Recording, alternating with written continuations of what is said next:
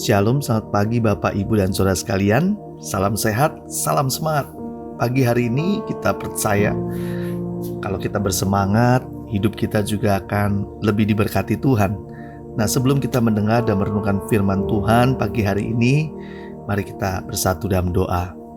Tuhan Yesus, kami berterima kasih buat hari yang baru yang Tuhan beri. Kami mau datang menghampiri tahta-Mu ya Tuhan, mau mendengar suara-Mu dan pesan-Mu Tuhan. Bicaralah Tuhan dan ajar kami semua pagi hari ini. Kami siapkan hati dan pikiran kami untuk mendengarnya hanya di dalam nama Yesus. Haleluya. Amin. Tema renungan kita pagi hari ini masih dengan tema jangan, yaitu temanya jangan jadi batu sandungan. Diambil dari Matius 17 ayat 24-27. Beginilah firman Tuhan. Ketika Yesus dan murid-muridnya tiba di Kapernaum, datanglah pemungut bea bait Allah kepada Petrus dan berkata, "Apakah gurumu tidak membayar bea 2 dirham itu?" Jawabnya, "Memang membayar." Dan ketika Petrus masuk rumah, Yesus mendahuluinya dengan pertanyaan, "Apakah pendapatmu Simon? Dari manakah raja-raja dunia ini memungut bea dan pajak? Dari rakyatnya atau dari orang asing?" Jawab Petrus, "Dari orang asing." Maka kata Yesus kepadanya, "Jadi bebaslah rakyatnya. Tetapi supaya jangan kita menjadi batu sandungan bagi mereka, pergilah memancing ke danau, dan ikan pertama yang kau pancing, tangkaplah dan bukalah mulutnya. Maka engkau akan menemukan mata uang 4 dirham di dalamnya. Ambillah itu dan bayarlah kepada mereka, bagiku dan bagimu juga." Saudara yang dikasihi Tuhan, tidak dapat dipungkiri bahwa manusia selalu hidup berdampingan dengan sesamanya, karena manusia adalah makhluk sosial. Karena itu, setiap perbuatan yang dilakukan seseorang tentu akan membawa pengaruh kepada orang lain, baik secara langsung maupun tidak langsung. Sebagai anak-anak Tuhan yang mengerti kebenaran, kita tidak boleh kompromi dengan pelanggaran dan juga dosa. Kita harus bisa mempengaruhi hal positif terhadap lingkungan di mana kita tinggal, bukan sebaliknya. Kita justru mempengaruhi hal-hal buruk pada lingkungan kita. Itulah yang disebut sebagai batu sandungan. Anak Tuhan yang seharusnya memberi contoh yang baik justru berlaku sebaliknya. Pagi hari ini Yesus memberikan contoh dalam hal membayar pajak.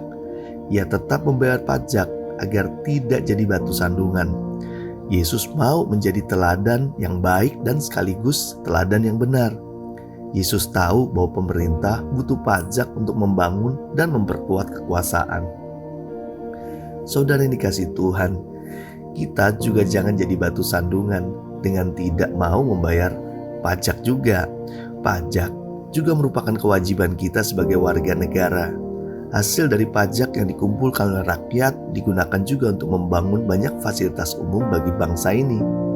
Bukan hanya sekedar membayar pajak saja, tetapi kewajiban-kewajiban yang harus kita lakukan, ya harus tetap kita lakukan, agar bisa menjadi teladan dan contoh yang baik bagi orang-orang di sekeliling kita. Sebagai anak Tuhan, kita harus tunduk dengan aturan-aturan yang ada di masyarakat dan juga tunduk dengan aturan yang ditetapkan pemerintah kita. Dengan demikian, kita sedang menjadi teladan yang baik, bukan jadi batu sandungan. Dan ingat, kita juga hidup dalam pemerintahan Allah. Kita juga harus tunduk dan taat kepada setiap aturan yang ada. Jangan kompromi dengan dosa. Dengan kita melanggar aturan-aturan Tuhan, sangat berdampak kepada hidup kita sendiri. Kita bisa jadi batu sandungan bagi orang lain yang melihatnya. Bahkan yang terburuk, orang lain tidak mau kenal Yesus gara-gara sikap hidup kita yang kompromi dengan dosa. Bagaimana mau jadi saluran berkat Tuhan jika hidup kita senang melanggar firman Tuhan? Marilah kita berdoa. Bapa yang baik, kami telah mendengar kebenaran-Mu pagi hari ini. Kami sadar hidup kami harusnya jadi saluran berkat, bukan jadi batu sandungan. Kami mohon ampun bila ada hal-hal yang kami kompromi, kurang berkenan di hadapan Tuhan pagi hari ini. Kami minta ampun. Kami kurang bisa menjalani kewajiban demi kewajiban yang seharusnya kami lakukan. Ampuni kami Tuhan.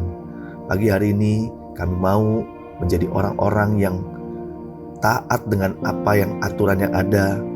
Tidak menjadi batu sandungan, tapi menjadi saluran berkat. bisa menjadi contoh yang baik bagi orang-orang di sekeliling kami. Terima kasih Tuhan untuk kebenaran-Mu. Pagi hari ini kami tak lupa juga memohon berkat Tuhan menyertai kami dari pagi sampai malam nanti. Kami terima semua berkat Tuhan itu hanya di dalam nama Yesus. Haleluya. Amin. Selamat beraktivitas. Tuhan Yesus memberkati.